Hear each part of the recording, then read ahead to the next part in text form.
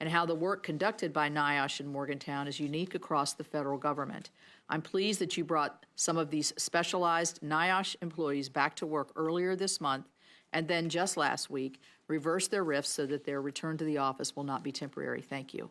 Your decision to return NIOSH staff to the office meant that the Firefighter Fatality Investigation and Prevention Program could issue the final report on the December 27th, 2020 fire that killed a 30-year-old firefighter and injured 3 others in West Virginia. Senior Airman Logan Young was one of many who responded to the Carneysville fire. I'm glad NIOSH was able to finish their investigation and issue recommendations and final report. While your action last week was a good step, there are still other divisions within NIOSH with specialized staff who conduct essential, unique work. I support the President's vision to right-size our government, but as you and I have discussed, I don't think eliminating NIOSH programs will accomplish that goal. I encourage you to look at this closely. West Virginia, my own home state, continues to rank above the national average in both new cancer diagnoses and death. We are thankful for the work performed by the CDC National Center for Chronic Disease Prevention and Health Promotion, and I look forward to learning more about how this important work will be continued under the administration of a healthy America. Substance abuse challenges also continue to be a real problem facing West Virginia and the nation. SAMHSA funding has played an important role in West Virginia, and I want to understand how the budget proposal would impact my state. I look forward to learning more about that from you today. I will say there was a bit of good news, I believe last week, when the national statistics of overdose deaths did go down. Rural health care is a top priority for this body. CDC data shows that rural Americans are more likely to suffer from higher rates of diabetes and are more likely to die from cancer, heart disease, and stroke than urban Americans. This is unfortunately true in my state, which also leads the nation in diabetes and heart disease. Improving rural health outcomes goes hand in hand with investing in the healthcare workforce to meet the physical and mental health challenges in America.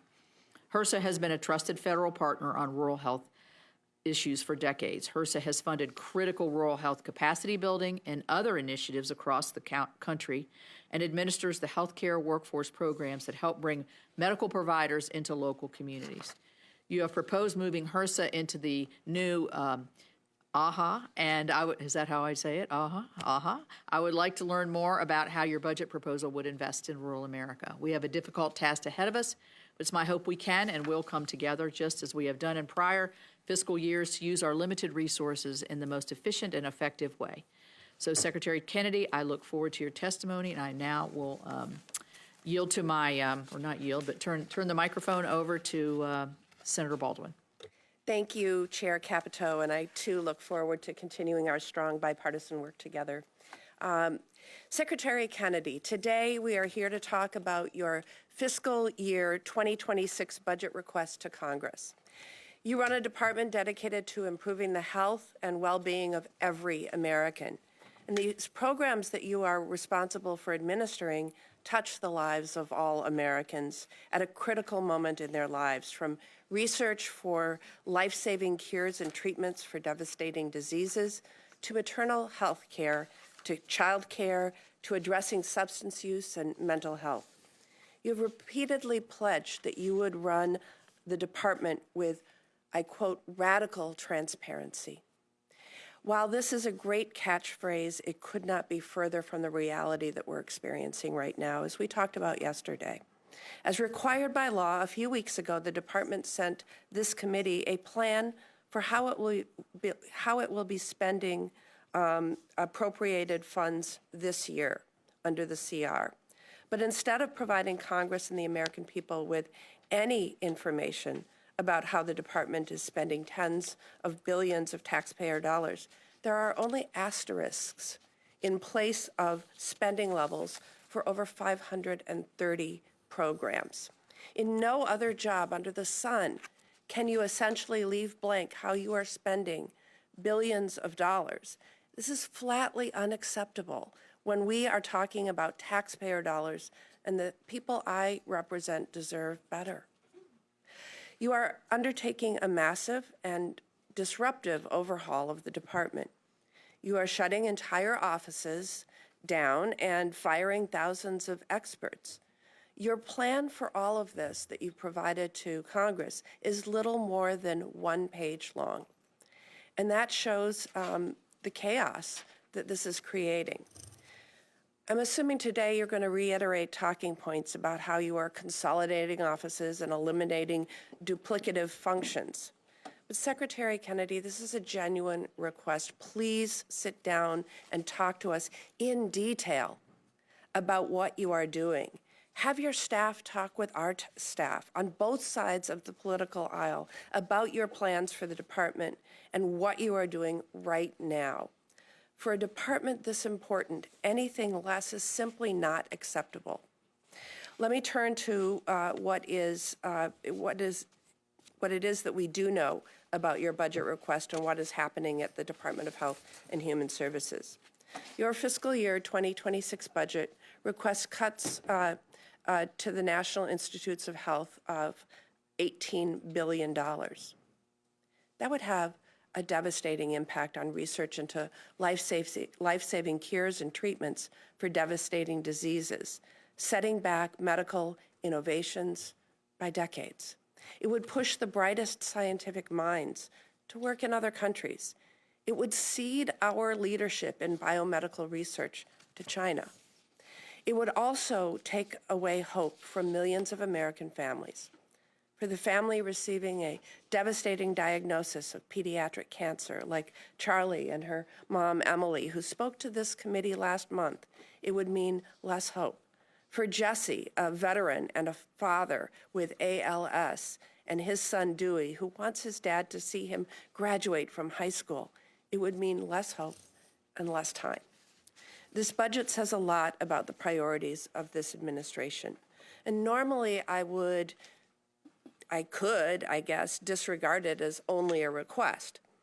But it provides insight into what you're doing right now in fiscal year 2025.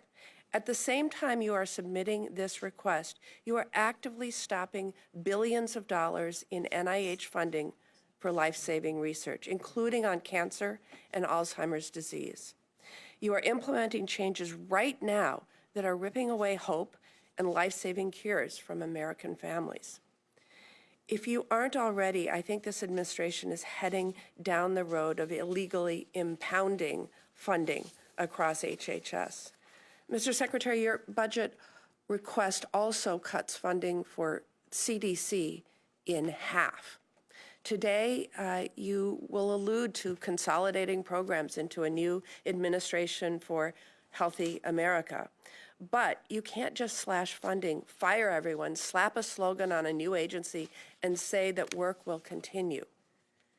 In previous years, I would have called this only a proposal, reassured by the fact that Congress would reject it and rewrite our own.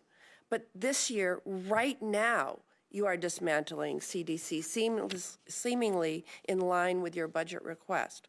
Congress did not approve that. On a bipartisan basis, Congress funded the CDC to administer programs that provide critical public health support to states and local communities across the country. That includes the CDC Childhood Lead Poisoning Program. When the city of Milwaukee asked CDC for help addressing a lead crisis in schools, CDC should be able to provide support and assistance because Congress appropriated $51 million for CDC to do its job to address lead poisoning. Despite what you told me last week, that you have no intention of eliminating this program, you fired the entire office responsible for carrying it out. So CDC told Milwaukee Public Schools that they simply couldn't help. Your decision to fire staff and eliminate offices is endangering children, including thousands of children in Milwaukee. If you have a proposal to make these programs work better, present it and justify it. Mr. Secretary, you will say that you have to fire thousands of employees and eliminate programs like LIHEAP because our deficit is too large. But you won't mention that at the same time this administration is proposing these cuts, it's proposing tax cuts for billionaires that will add trillions to our debt. You are cutting programs and firing staff with no plan and no understanding of what the department you are leading even does for the American people. And that's why you had to rehire staff working on the World Trade Center health program and screening coal miners for black lung disease. You fired everyone, and now you want to take credit for hiring them back? That's not how this works. Congress provided over $360 million on a bipartisan basis for NIOSH. You eliminated the entire Safe to Sleep program that the Eunice Kennedy Shriver at the Eunice Kennedy Shriver Institute.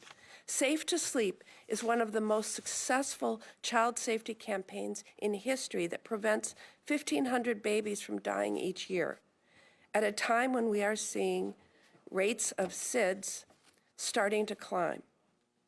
Without staff, these programs are meaningless, and this is happening across HHS.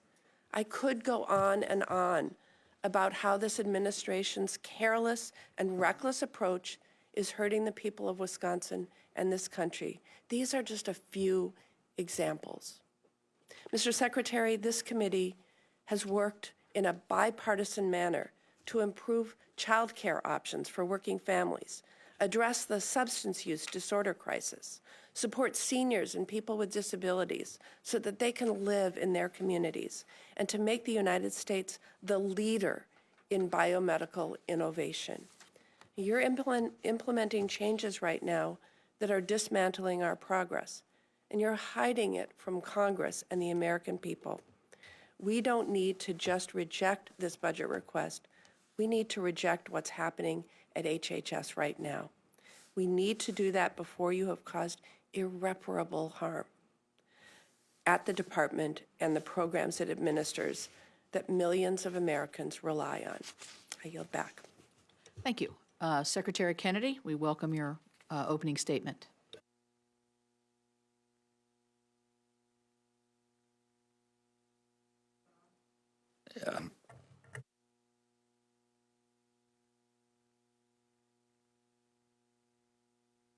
Is it on now? All right, thanks. Thank you, Chairwoman Capito, and thank you, Ranking Member Senator Baldwin, and all the members of this committee. I'm honored to appear before you today to present the Department of Health and Human Services fiscal year 2026 budget. Debilitating disease, contaminated food, toxic environments, addiction, mental health affect families across every race, class, and political belief. And my team and I took the helm at HHS. We set out with clear goals. First, we aimed to make America healthy again with a special focus on chronic disease epidemic. Second, we committed to delivering more efficient, responsive, and effective service to the over 100 million Americans who rely on Medicare, Medicaid, and other programs. Third, we focused on achieving these goals while cutting costs for taxpayers. We intend to do more, a lot more, with less. The budget I'm presenting today supports these goals and reflects two enduring American values: compassion and responsibility. I invite the committee to unite around these ideals with me.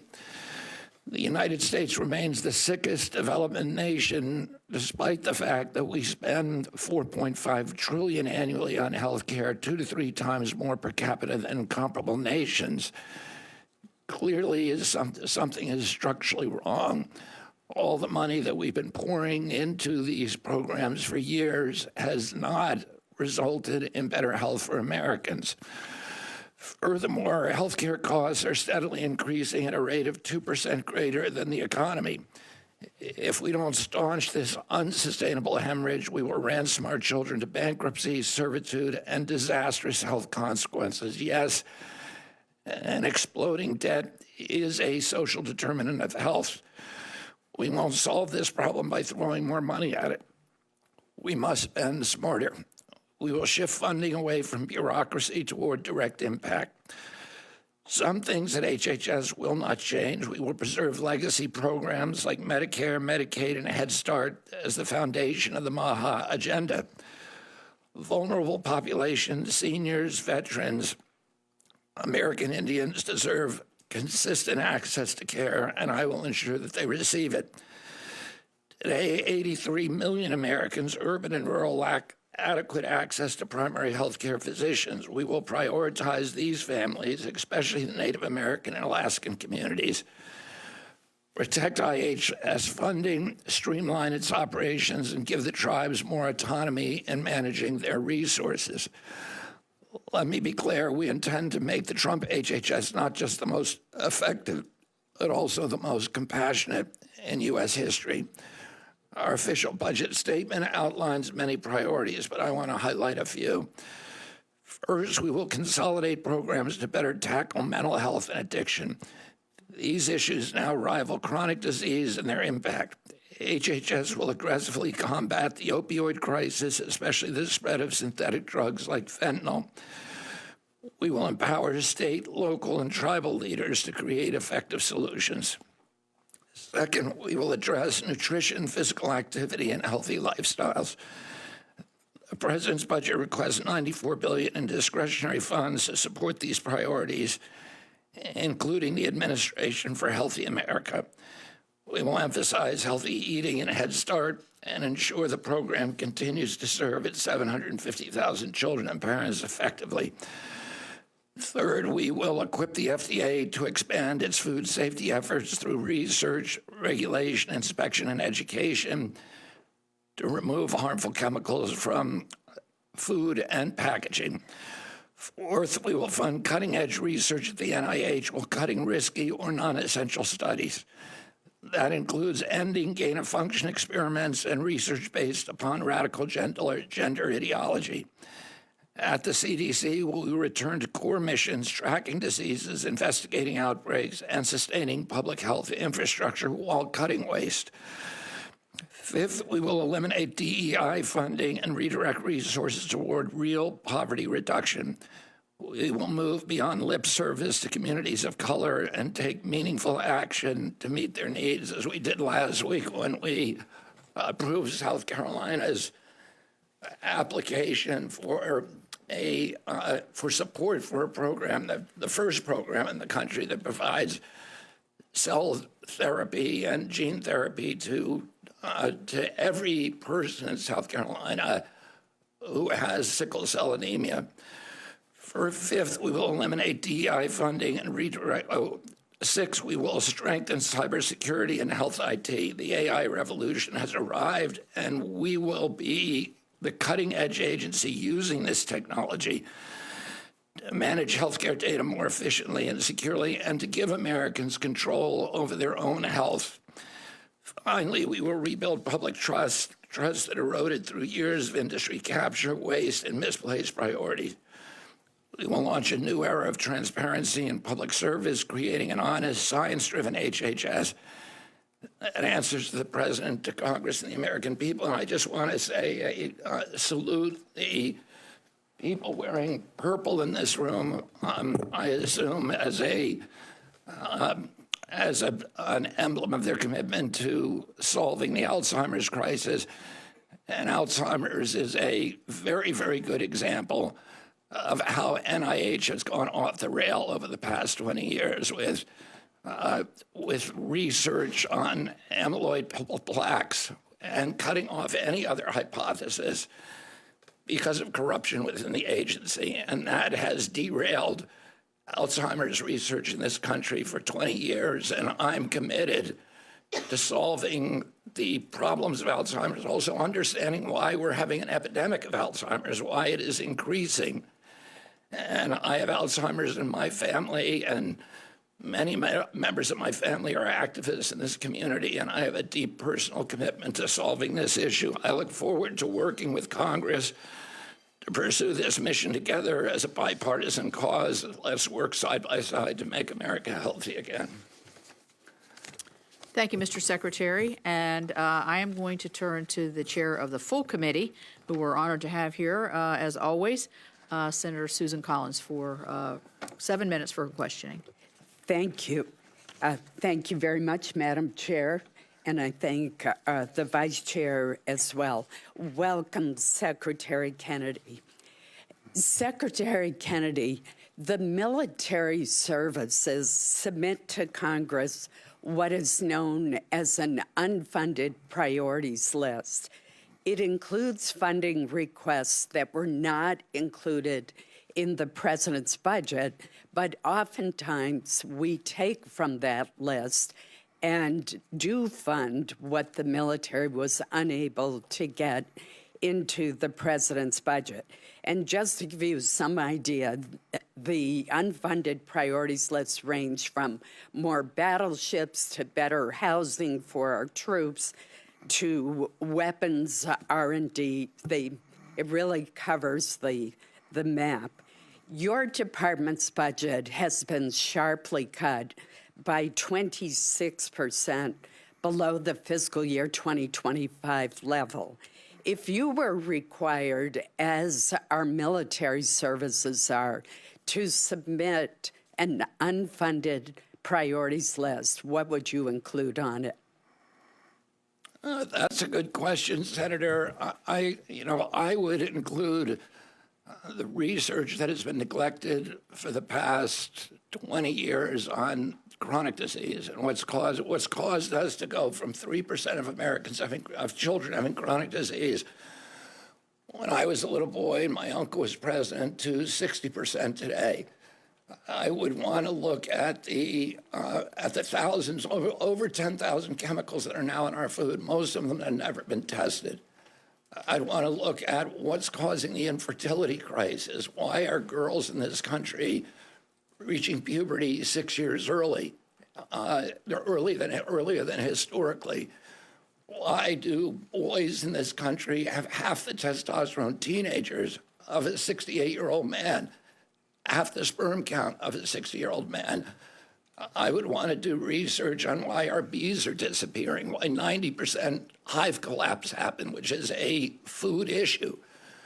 I would want to look at the microbiomes in the soil and how that's contributing to erosion and how chemicals that we're using in agriculture are sickening farmers in many cases, potentially, and are destroying the microbiome and creating a situation where soil is running off and where most agronomists believe that we only have 60 harvests left. And I would want to look at why we're having an explosion in Alzheimer's in this country, not just curing it, but what is causing it. And I think NIH has done a very good job at making cancer more survivable. For example, colorectal cancer, where there's been extraordinary science done at NIH. Why isn't NIH asking the question, why do we have colorectal cancer in children? This is something that's new to humanity. And it was never known before. And now it's an epidemic in our children, and we need to have a balance where we're looking at cures for diseases, but we're also focusing on how to keep Americans healthy so that we can beat these ruinous healthcare costs and that we can have a healthy, productive society. Thank you. I want to turn to a couple of other issues. First of all, the LAHI program, which we've talked about, is absolutely vital for thousands of older Mainers and low-income families. It helps them avoid the constant worry of having to choose between keeping warm, buying essential foods and medications and other basic necessities. Now, I was pleased to see the release of the rest of the fiscal year 2025 funds, but the administration's new budget seeks to eliminate what is truly a critical program. Will you work with this committee in trying to restore the LAHI program so that we can avoid literally seniors and low-income families not being able to keep warm in the winter? Yeah, absolutely. And I'm from New England. Myself, my brother, for 40 years has run a Citizens Energy, which provides low-cost home heating oil to families in New England. And so many people have come to me over the years and said to me, "Thank you, your brother saved my life," because I didn't have to choose between food and heat. I was on the Navajo reservation 3 weeks ago, and Navajo President Boo Nygren said to me, if we cut LIHEAP, Navajo will die from it. So I understand the critical historical importance of this program. President Trump's rationale and OMB's rationale is that President Trump's energy policies are going to lower the cost of energy, so this program, so that everybody will get lower cost heating oil. And in that case, this program would simply be another subsidy to the fossil fuel industry. If that doesn't happen, then I would, and Congress chooses to appropriate the money, I, of course, will spend it. I've already directed the spending of $400 million in this year's budget to that, and I will work with you to make sure that those families do not suffer in that way. Thank you. You and I've had many conversations about Alzheimer's disease and the BOLD Act. I do want to point out the CDC's cooperative agreements for the Healthy Brain Initiative and 3 dementia public health centers of excellence under the BOLD Act are set to expire at the end of September. We initially expected that the CDC would put out a notice encouraging applications early this year. Inexplicably, no such notice has been issued, even though we reauthorized the BOLD Act and funding is available under the appropriations measure that President Trump signed into law in March. How and when does HHS plan to issue this notice of funding opportunity so that we can continue what has been a very effective approach to the Healthy Brain Initiative and Centers of Excellence? It helps caregivers. It encourages early diagnosis. It really has been an important program, taking the kind of public health approach that you've generally supported. Yeah, Senator, because of the TRO from the federal judge on this issue that was issued last week, I've been instructed by HHS and by White House attorneys that I can't speak directly to that part of the reorg.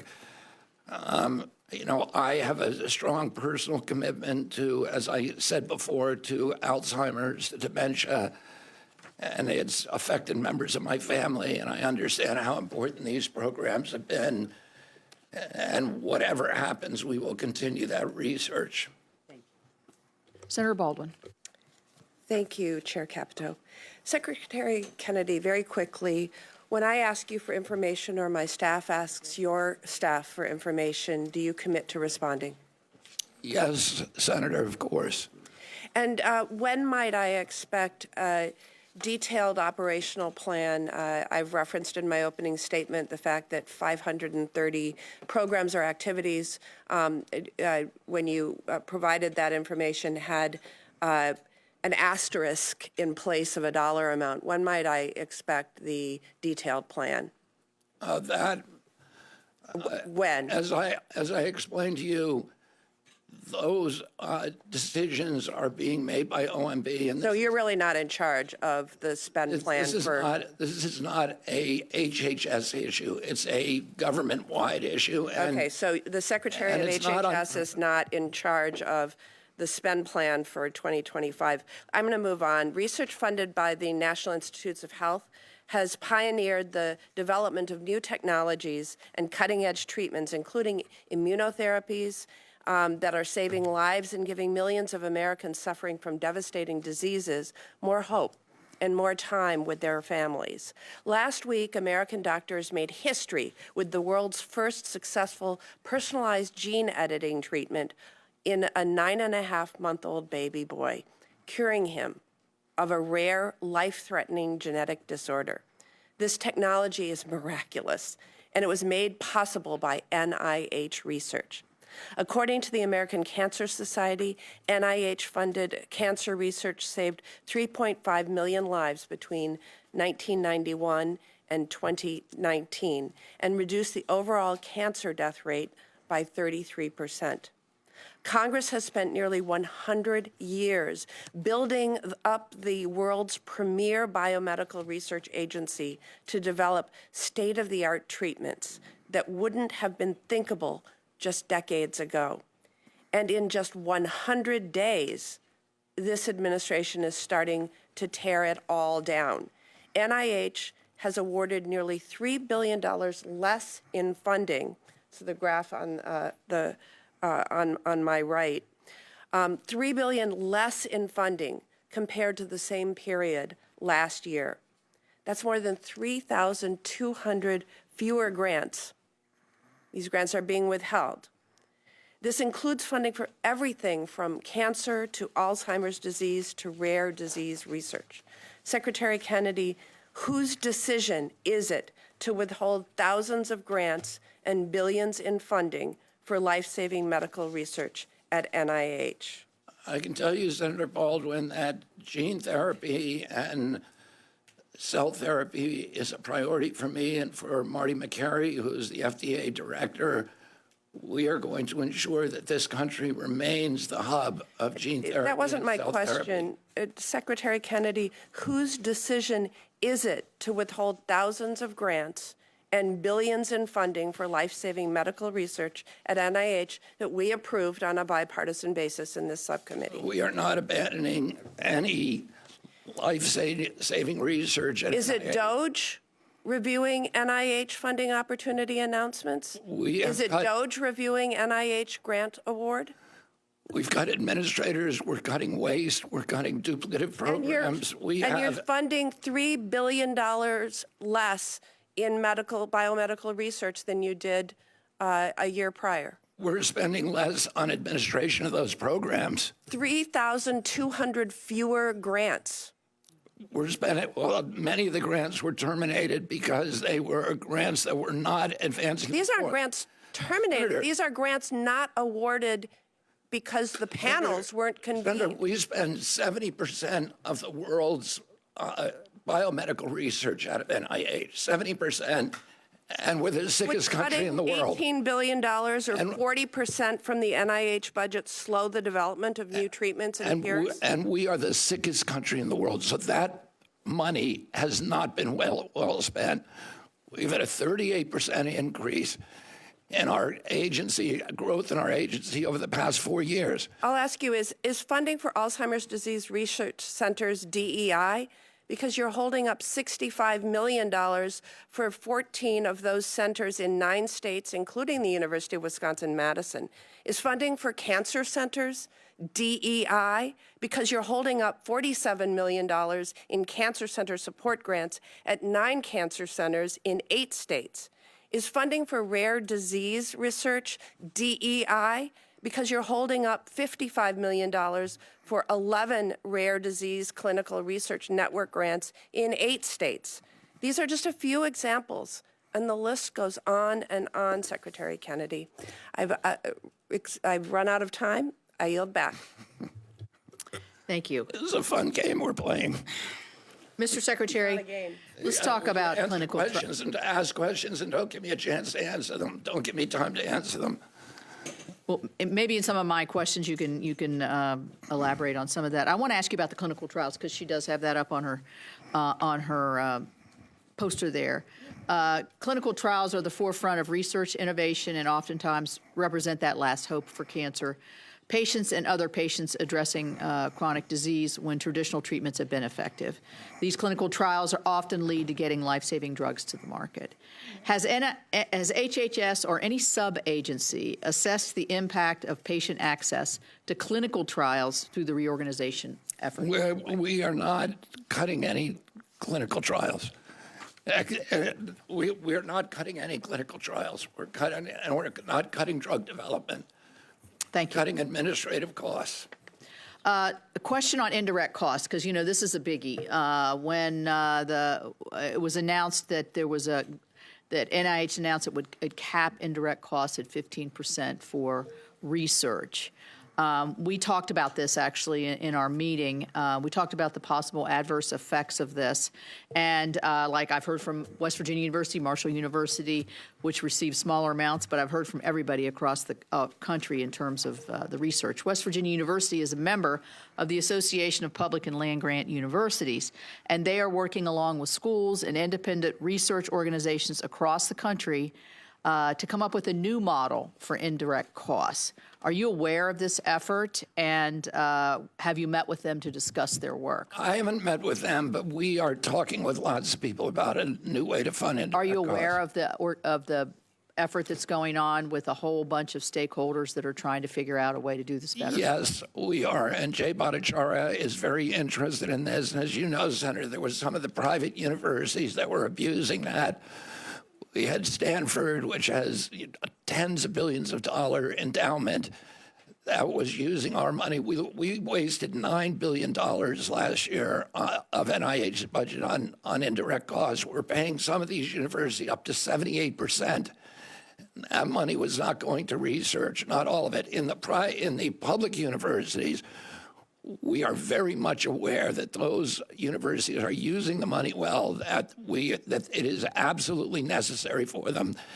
And we're looking at a series of different ways that we can fund those costs through them, but not through the independent indirect cost structure, which loses all control, which deprives us of all control of how that money is spent. Well, in my many conversations with a lot of the research, because I don't think anybody here wants to lose our valuable research, and I put you in that bucket as well. I do know there's a recognition that there's not enough transparency, that the system needs to change. And so this group that's being put together, I think, is very thoughtful in their approach. And I would encourage you, as you've already done with the head of NIH. Yeah, and I'm happy, Senator Capito, I could talk to you right now in detail about some of the alternatives that we are considering. Okay. But we are taking it seriously, and we understand. But, you know, in Maine, at the University of Maine, the University of Alabama, many of these other state schools badly need this research. They're doing cutting-edge research, and they need that money that was going through indirect costs, but we think there's a better way to pay that out. Okay. Well, we want to work with you on that. Let me talk about rural health. I mentioned it in my opening statement. I know you've been to our state, so you understand the rural nature of many of our states.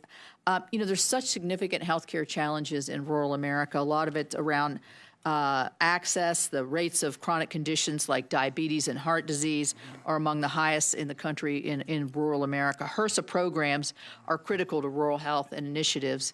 And you've, in your budget, announced a cut to HRSA programs. I am concerned about that because of the access issue and because of the inequities that I think I see, and I think we see sometimes between where people have easier access to health care than in rural America. You got transportation issues, you have connectivity issues, you have just generational issues of passing down different diseases. How is rural America going to be better under your new reorganization? There's a lot of ways, as you point out, under HRSA, and this is a priority for me. It's one of the commitments I made. When I was doing my Senate confirmation, it was the issue that was most often raised by the various senators who I talked to. These facilities, we're seeing an epidemic of closures in rural hospitals, rural areas around the country, and these not only provide critical access to care. If you don't have that hospital, people may have to drive 2 or 3 hours to get to a site, and that means people will die. They also are critical to the economy and the culture of rural America. They provide jobs and high-paying jobs, and they're economic drivers for those communities. So we're determined to keep them open and to do everything that we can to help them. And we're doing that through a combination of different ways under HRSA, through the community health centers, the National Health Service Corps, which provides badly needed personnel, which is a huge deficit in rural areas. The GME program, which does education for those through rural health. but also through innovations like to provide better healthcare through telehealth and through AI and through wearables and apps that can actually save people hospital trips. I spent 2 hours yesterday meeting with the CEOs of some of the biggest and most effective health tech companies in the country and the potential that we have to transform rural health care. For me, I walked out of that meeting very, very optimistic and very excited about the capacity that we now have through technology and AI to transform, to save, to rescue rural health care around this country. Thank you very much. Senator Durbin. Thank you for being here, Mr. Secretary. Let me ask you a startup question. Do you know the #1 cause of preventable death in America today? The #1 cause? Well, I know what the #1 cause of deaths is in this country. I'm not sure what you're talking about. I'm talking about tobacco. You fired the head of the CDC's Office of Smoking and Health and eliminated their efforts from your budget. Hundreds of employees at FDA's Tobacco Center, including the director, have been let go.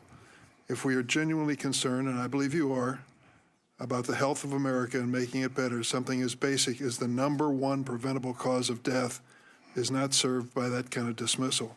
Let me take you to another issue that I think is personal to me in a way. It reflects a tragic situation involving ALS. A friend of mine named Brian Wallach used to work in the Obama White House. And Brian met his wife-to-be, Sandra Abravaya, who was my press secretary. They married. When their second daughter was born, Sandra came home from the hospital to learn that her husband had ALS. Brian and Sandra have been fighting a battle now for 8 years. He's still alive. He can no longer walk or talk, but he has hope. He loves his family, and he's hoping that something will break through in ALS that gives him a chance for a future. Please explain to Brian and Sandra and their 2 young daughters why you've canceled ALS grants at institutions across this country and why you think research for diseases like ALS should be cut by 40% next year. Senator, I don't know about those cuts. I will have to, I don't know if that's true. I don't know if those were part of the rifts, in which case the people were not fired, but they were put on administrative leave. The issues that you're talking about are issues that are important to me: tobacco, ALS, and I know you have a passion for congenital heart disease as well. Those are all issues that I'm deeply concerned with, and I'm happy to meet with you at any time and talk about the programs and what we can do to make them better. Of course, you're welcome, and I think the conversation is important. But I want to remind you, on April 1st, 10 laboratory heads at National Institute of Neurological Disorders and Strokes received their layoff notices. They were all PhDs and senior investigators. They're not administrators, whatever that might be. They were running intramural labs at NIH. If you have your way, they'll all be gone on June 2nd. Science magazine reported 25 of 320 physician researchers at NIH's Internal Clinical Center are leaving, and the number of patients treated in the hospital has been reduced by 30%.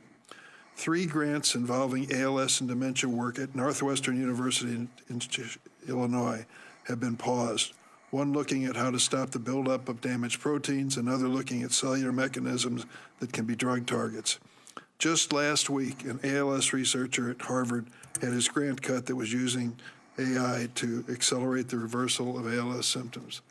Brian Wallach is waiting for a cure. He is not giving up. His source of hope is this research that you unfortunately are terminating. How can we possibly address his concerns and give hope to people across the country who are suffering for so many diseases when our government is cutting back on that research? As I said, Senator, I do not know about any cuts to ALS research, and I'm happy to meet with you. I just read them to you. Yeah, I will have to go and talk with Jay Bhattacharya and find out what the rationale was for those cuts. I just don't know about them until you told me about them at this moment. There are many things that concern both of us about the state of public health in America. And questions you've raised, I think, are legitimate questions, many of them, that I want to follow through. I want to know the honest scientific answer to these questions. And I want to make this point. Cutting medical research is giving up on the future. You can't do that. These families are counting on you, Secretary, and counting on your department to do this research. It gives them hope to live another day. Turning out the lights and saying you're doing it in the name of efficiency or DOGE or whatever it is no consolation to these families that are struggling. Thank you, Madam Chair. Senator Moran. Thank you, Chairman. Secretary, welcome. Kansas, my home state, is one of several states that are facing the impact of a recent measles outbreak. We had 56 cases confirmed measles, with 54 cases being in a southwest part of our state. Among the 54 outbreaks, 48 of those patients were unvaccinated or had unknown vaccination status. Overall, the state's cases, 45 of those patients or victims of measles were children. What do you need? What do you need from us? And what can you do currently to be of help to the Kansas Department of Health and Environment in support of their response to ensure that this outbreak doesn't spread, and to make sure that those who have been positive for measles are cared for, and this becomes a thing of the past, not a thing of the future? Yes, Senator. The best way to prevent the spread of measles is through vaccination. We urge people to get their MMR vaccines. There are groups in this country that don't want to be vaccinated many of them for religious reasons. I've spent a lot of time with the Mennonites, and the MMR vaccine has millions of fragments of human DNA in it from aborted fetal tissues, and that's a religious objection to them that I have to respect.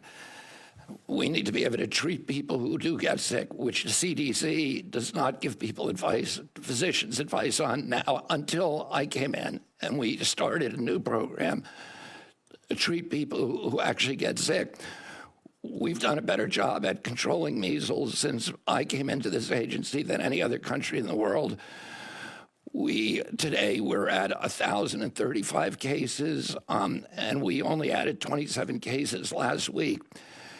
Canada, which is 8%, 1/8 of our population, has a outbreak double that size, and they added 300 last week.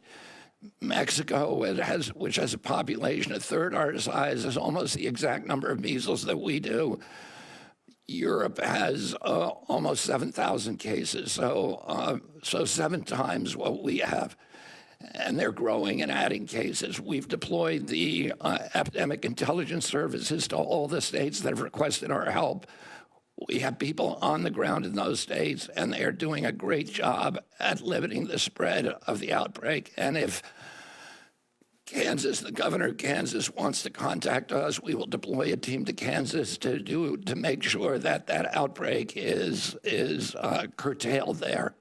Do you have all the tools at HHS to be of help to Kansas and other states? We do. We not only have tools like vaccination and the tracking and tracing and surveillance and analytics and lab support. We also now are for the first time are able to provide physicians with at least some treatment protocols so that when children do come to a hospital with measles, there's a protocol for treating them. Most children, virtually no child should die of measles. We've only had 4 measles deaths in 20 years in this country. And even before the introduction of the vaccine, the death rate for measles is about 1 in 10,000. So healthy children should not die from measles, and there's ways of treating most of the kids who died either have comorbidities, but in addition to comorbidities, they have bacteriological infections that are associated oftentimes with measles, and we need to give the physicians the tools to treat those bacteriological infections. And they have not had that. CDC has never given them those protocols because it's one solution only, and it has not been a good system. You have demonstrated a support for people with developmental disabilities. Could you talk about that commitment to supporting the work of developmental disability networks and how the federal government can continue to support Americans with intellectual and developmental disabilities? I mean, this is a lifetime passion for me, but also a family passion, and we will continue to provide that support and to provide the best science that we can.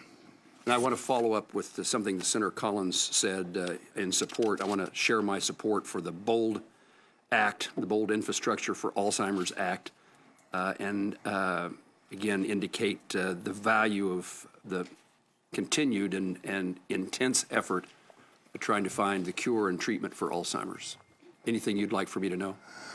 Well, you know, I alluded to this earlier on, but the NIH really went off the rails on Alzheimer's research 20 years ago.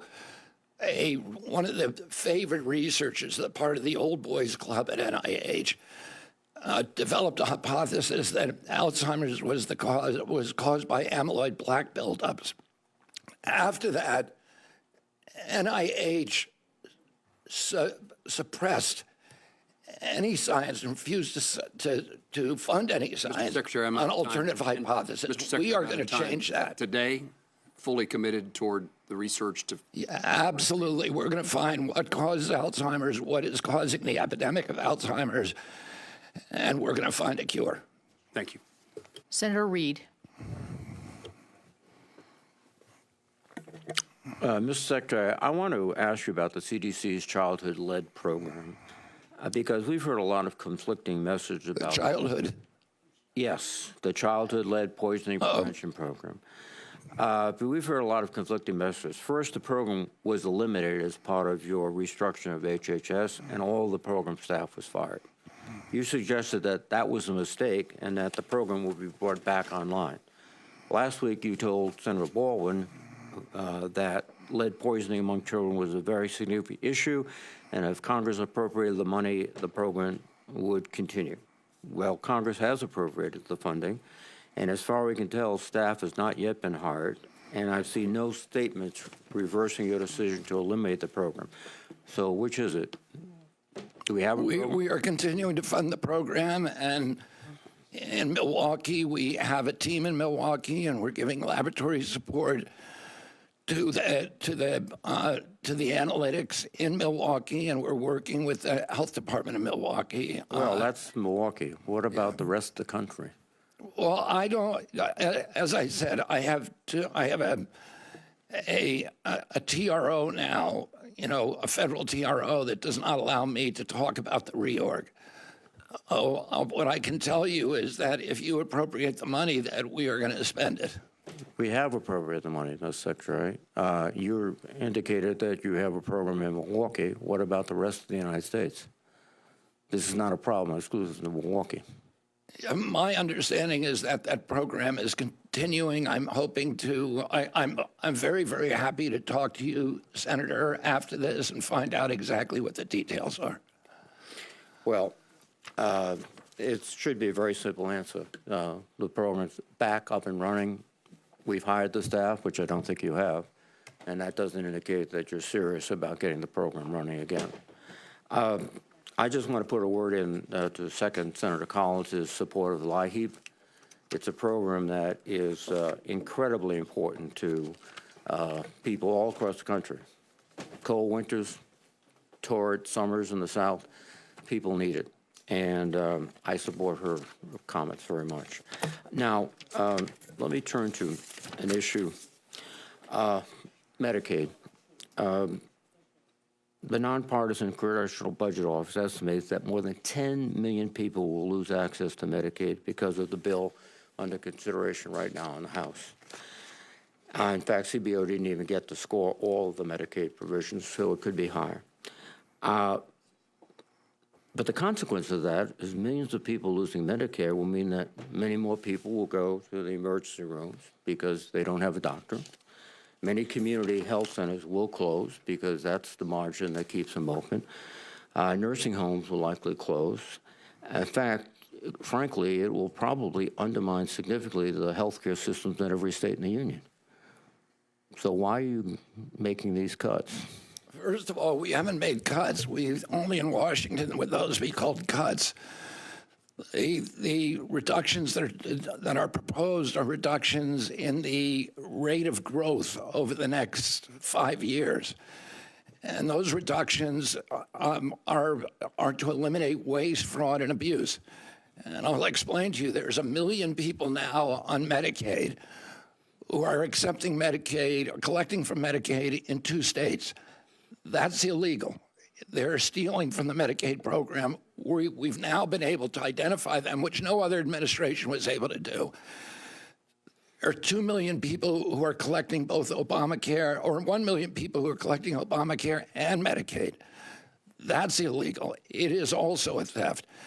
There are 1 million illegal aliens in the states that have allowed that, like California. And as soon as we made the announcement that we are not going to allow that funding anymore, Gavin Newsom followed by making his announcement that he's not going to fund it anymore. So his compassion ended where he had to start paying for it. The remaining, and there's only 8.5 million people affected by this. The remaining people who are affected are able-bodied male workers, males, who refuse to get a job, who refuse to even meet the minimal thresholds that President Trump has demanded, that they be looking for a job, that they be getting education. Excuse me, Secretary.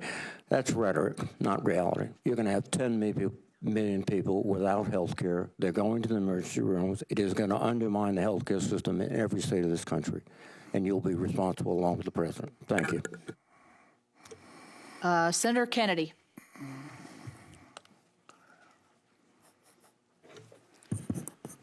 Mr. Secretary, how many employees were there at HHS when you took over?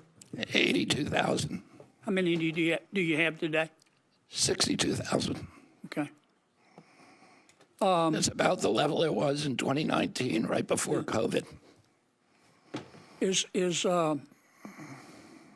this the first time that an institution in America has ever downsized? I don't think so. I think private and public institutions have Microsoft just announced that they were going to reduce their workforce by 6,000 people. You think that'll be the end of Microsoft? Senator, we wouldn't have reduced anybody. You think that'll be the end of Microsoft? I don't think so, Senator. Meta, I still call them Facebook, just announced they're going to reduce their workforce by 3,000 people. You think that'll be the end of Meta? I imagine it will not. Yeah. Think maybe the people at Meta know what they're doing? I think that they do. They make a lot of money, Senator. Do you hate NIH? I love NIH. I grew up with NIH. I visited when I was a boy. I loved science, and those were my favorite afternoons, visiting the labs. Do you hate medical research? No, I think we need to lead the world in medical research in this country. In fact, isn't it true, Mr. Secretary, that you would like to see more money spent on medical research? Obviously, I'm the secretary of this department. No secretary wants to see his budget cut. Well, one way of doing that, it seems to me, would be to stop some of the stealing. And let me tell you what I mean by that. Let's suppose you give NIH gives a university $100 million to research, for medical research, to research a cure. And that university takes $30 million of it, doesn't spend it on the research. They use it to subsidize the rest of their university. Does that show a commitment to medical research? No, and I mentioned before the example of Stanford, which was taking 78% in indirect costs, and we don't know what they were spending. That's theft, isn't it? It's not a good in Louisiana, way to spend we call federal that stealing. Taxpayer dollars. We call that stealing. Is there any doubt in your mind that a lot of universities are taking this NIH money, which is supposed to be spent on medical research, and using it to fund other parts of their university? Is there any doubt in your mind, Bobby? Oh, and Senator, The other people who are writing grants, like the Gates Foundation, the Rockefeller Foundation, they paid 10% to 15% in indirect costs. We were paying 50, 60, 70%. So, in fact, what you're doing is adding money to medical research, not it. We will be able to fund many, many, many more studies by eliminating that $9 billion, at least part of that $9 billion cost. Okay. I want to ask you about LAHEAP. Are you familiar with this GAO report they did on LAHEAP? LAHEAP? I am not, Senator. They found, they audited 7 states. They found 11,000 dead people getting LAHEAP grants. You familiar with that? No, but that is pretty typical of many of the other programs that we're working with. They found prisoners getting grants, didn't they? Were they using the grants to heat their jail cell? They found 1,000 federal employees getting the grants with federal salaries that greatly exceeded the income limits. They found some of those folks living in million-dollar homes.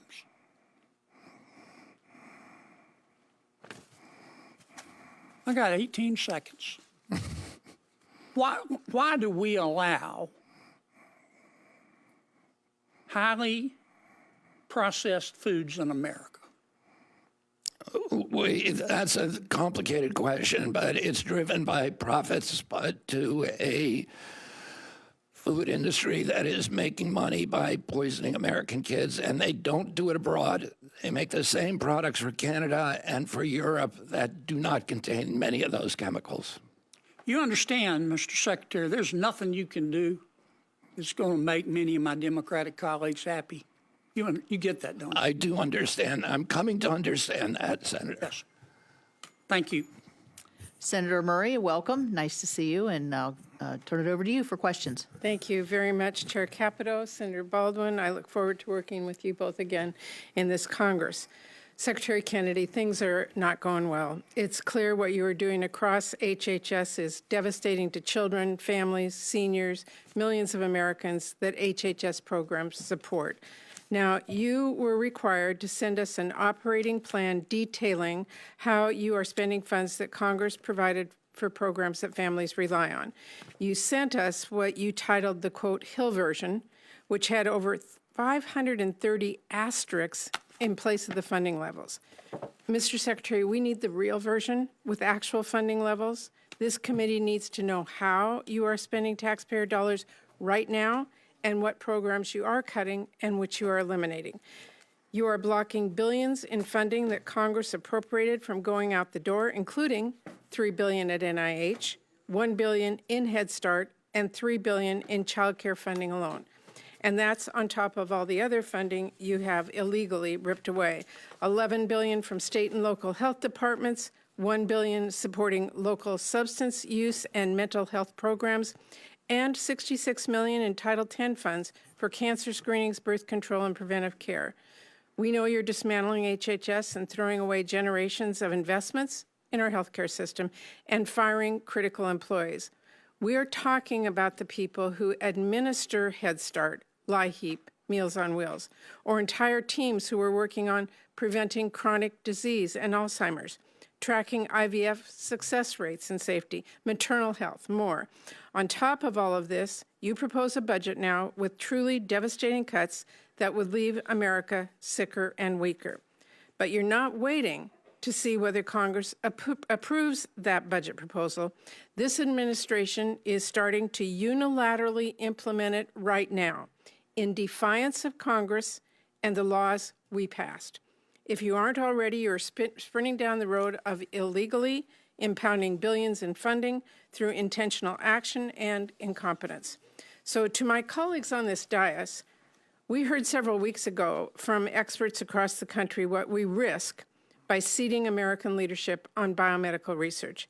If we bless these staffing and funding cuts across HHS, that means deciding that we are comfortable with China leading the future development of every drug, device, and vaccine. The supply chain challenges we faced during the pandemic will be the new normal. Our access to the latest treatments and cures will depend on other countries. It's time to stand up and assert Congress's authority. This committee has dedicated itself in a bipartisan manner over decades to make sure we are the global leader in research and development. And now all of us know this administration is now setting us back where it may take decades to regain that position.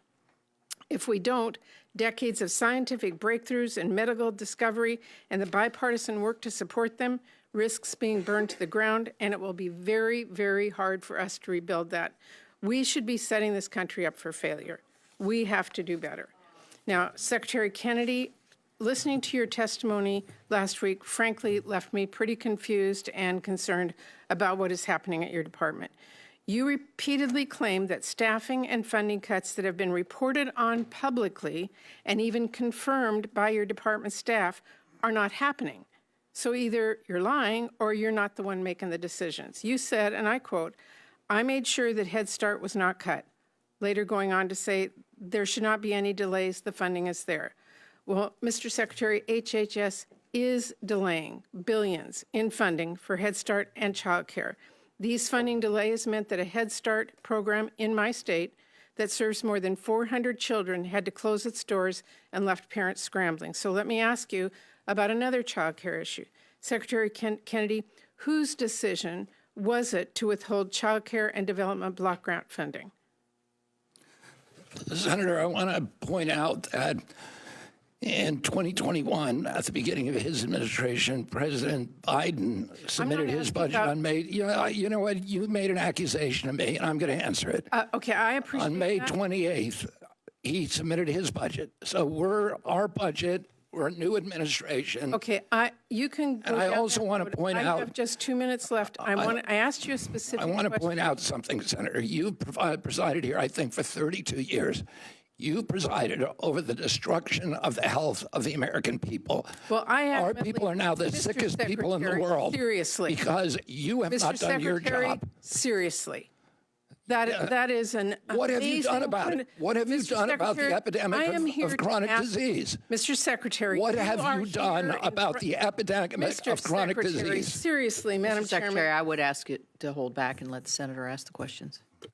Mr. Secretary, I'm asking you a question about child care. I'm asking you who made the decision to withhold child care and development block grant funding. That was made by my department. Okay, and you said last week, quote, "We were not cutting thousands of scientists, we are not cutting clinical trials." But I want you to know in the last 4 months, you fired or pushed out nearly 5,000 NIH staff and terminated more than 1,600 NIH grants.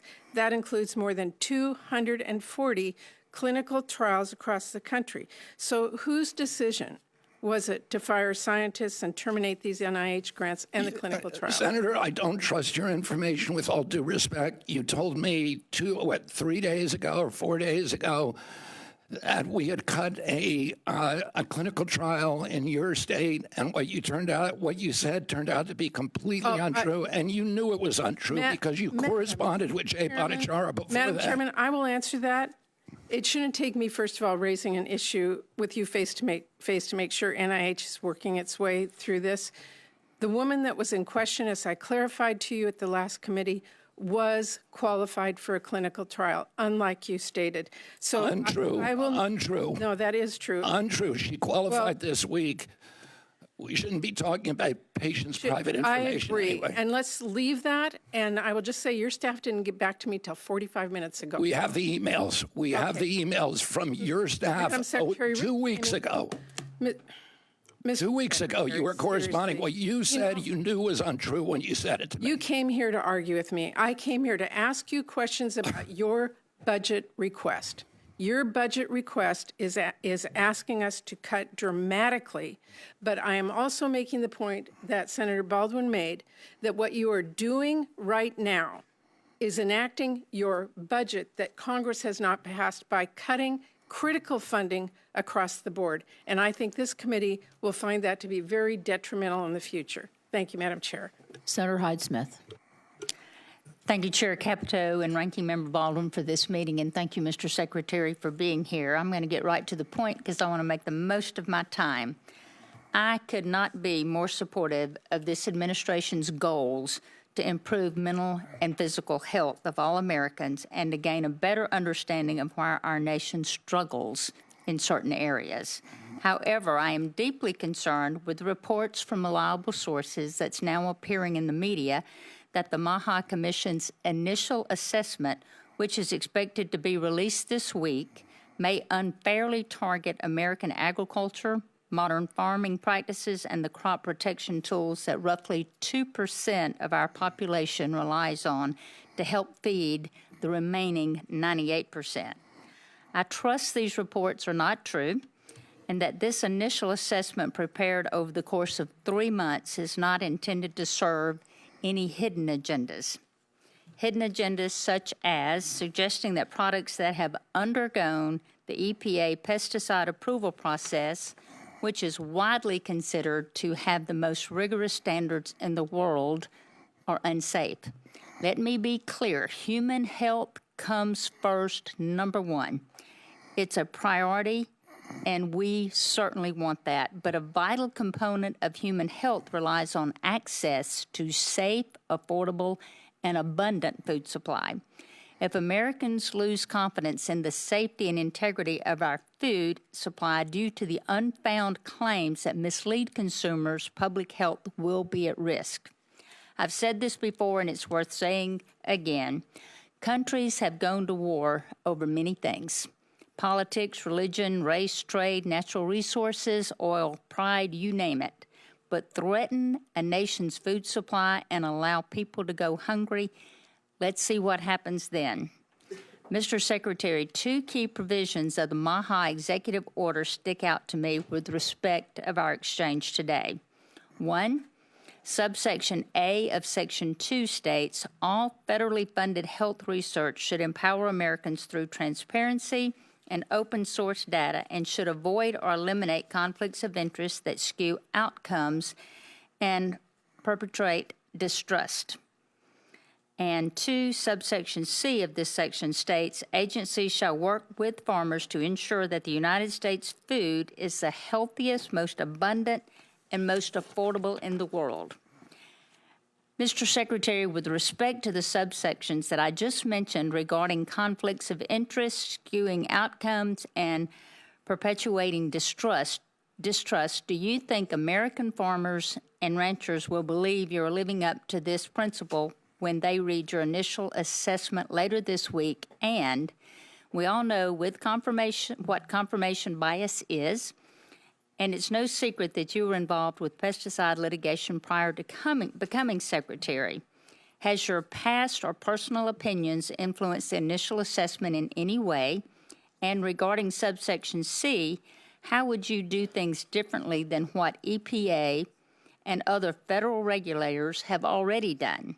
In the case of glyphosate, for instance, one of the most thoroughly studied products of its kind, we're talking about more than 1,500 studies and 50-plus years of review by the EPA and other leading global health authorities that have affirmed its safety when used as directed. Have you been able to refute thousands of studies and decades of scientific review in a matter of months? If you would answer those, and then I have some closing points. Your information about the report is just simply wrong. The drafts that I've seen, there is not a single word in them that should worry the American farmer. And you can prove that beyond a shadow of a doubt? That You'll see the report. It's going to be released on Thursday. Everybody will see the report. And, there's nobody that has a greater commitment to the American farmer than we do. The MAHA movement collapses if we can't partner with the American farmer in producing a safe, robust, and abundant food supply. And we understand that. said during my campaign when I was running for president, and I have said repeatedly throughout this process, we cannot take any step that will put a single farmer in this country out of business. Okay, There's a million farmers who rely on to make my closing glyphosate. points. There's a million farmers who rely on glyphosate. 100% of corn in this country relies on glyphosate, and we are not going to do anything to jeopardize that business model. We are But you're saying my comments are totally inaccurate. In today's totally world, inaccurate. there are people with impressive credentials, perhaps expert witnesses or organization with big names that are willing to say things that serve a particular interest or purpose, but what they don't say is that their feelings are premature or simply intended to satisfy a predetermined outcome desired by those seeking their opinion or validation. We have the Federal Insecticide, Fungicide, and Rodenticide Act and the exhaustive review process in place for a reason. I've yet to hear the approval process is easy, but it's going to be a shame if the MAHA Commission issues a report suggesting without substantial facts and evidence that our government got things terribly wrong when it reviewed a number of crop protection tools and deemed them to be safe. So, Mr. Secretary, we have to get this right. You have to be 100% certain, and the MAHA Commission needs to be able to refute years and years of scientific evidence and thousands of studies from credible entities before you start suggesting an initial assessment that the methods in which the farmers provide our food is unsafe. I trust your report will be described, an initial assessment of things to be considered, but yet to be determined. Thank you, Madam Chair. Thank you, Senator Shaheen. Thank you, Madam Chairman. Mr. Secretary, New Hampshire is one of those states that has really been devastated by the opioid epidemic. For too many families, this isn't just an emergency, it's a daily heartbreak because they've lost people they love. During the first Trump administration, I worked closely with Health and Human Services to secure critical funding for New Hampshire through the State Opioid Response Grant Program. That funding has saved lives. We've made sure in New Hampshire that nearly every paramedic, firefighter, law enforcement officer has access to life-saving naloxone or Narcan. And we've also supported prevention and recovery programs that are turning the tide against addiction. We are finally beginning to see our overdose death rate go down. But I am deeply concerned that this progress is now at risk because Health and Human Services has already clawed back nearly $5 million in mental health and substance use treatment funds that are allocated to New Hampshire. And now your budget proposes eliminating SAMHSA entirely and consolidating critical substance use and mental health block grants under a vague framework that's not at all clear to me. So, Secretary Kennedy, will you commit to preserving the State Opioid Response Grant Program and to working with this committee, with my office, to ensure that states like New Hampshire, which are suffering from high rates of addiction, receive the funding and support that they need? Senator, this is an issue that's very close to my heart. I lost a brother to this disease. I lost other family members. I lost a niece who was essentially a daughter to me. During the pandemic, I had my own 14-year struggle with heroin addiction. And it's always been a priority, and it will continue to be a priority for me. And I think all of the interventions that you talked about are interventions that we're going to support on Narcan, naloxone, naltrexone, Suboxone, methadone.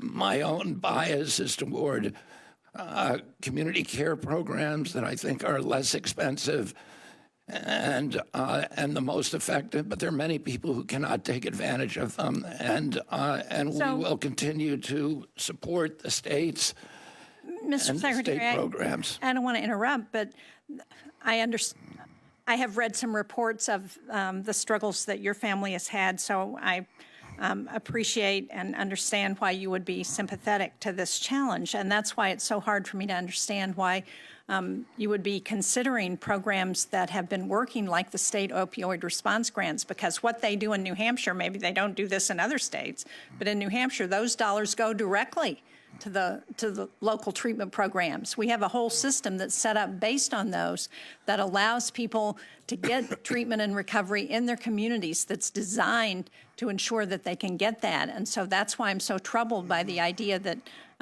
you would eliminate the entity that makes those grants available. Senator, we support 500 community care facilities around the country. We're going to continue to do that, and we will continue to support the most effective ways of ending the opioid. And we have not done a good job at that in the past.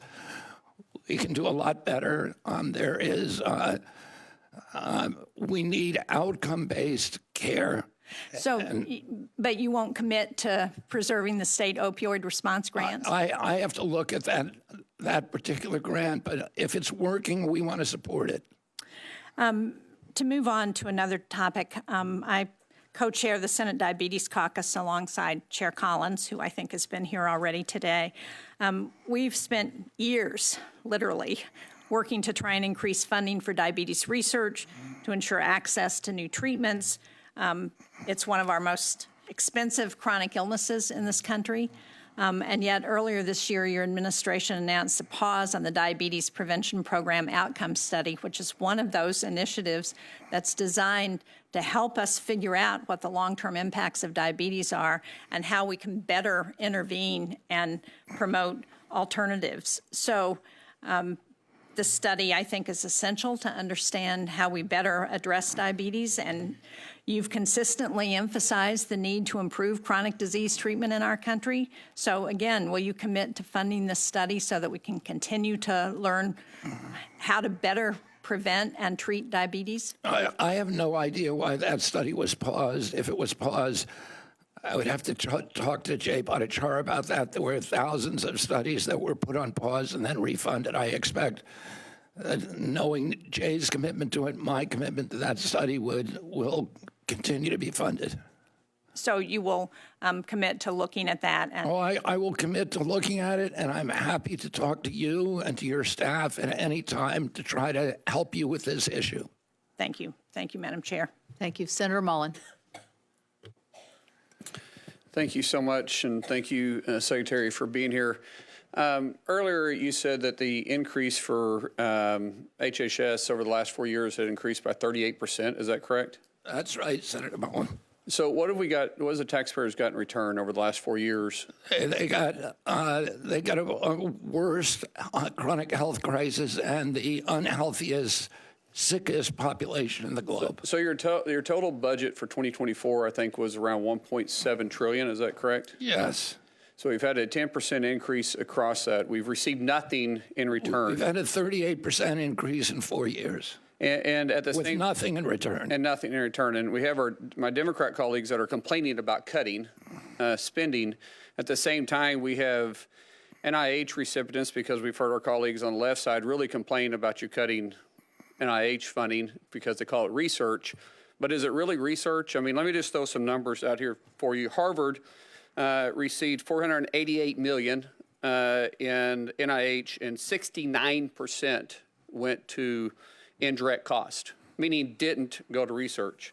Yale received $646 million, and 67.5% of their NIH money went to indirect costs, meaning didn't go to research.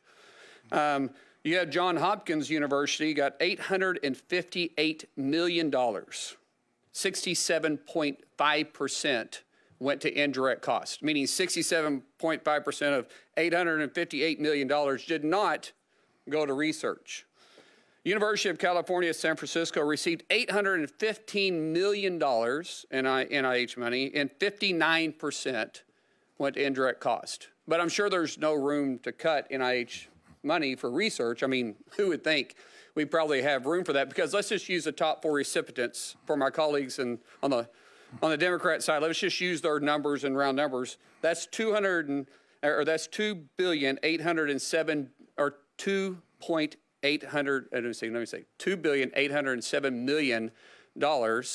in NIH money for top 4 universities receiving NIH.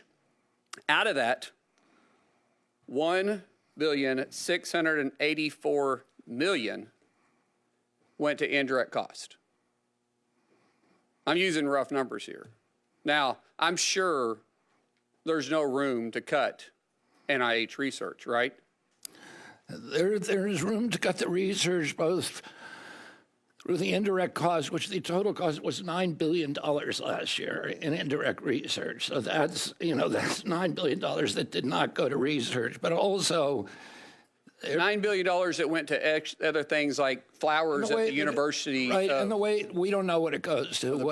And the way it works is if we give $1 million grant and there's a 60% indirect cost, that means they get to keep the $1 million grant, but we have to give them another $600,000 for their indirect costs. So that's the way it works. And the private universities that have the big endowments, like you were referring to, they're the ones that get the most inflated numbers.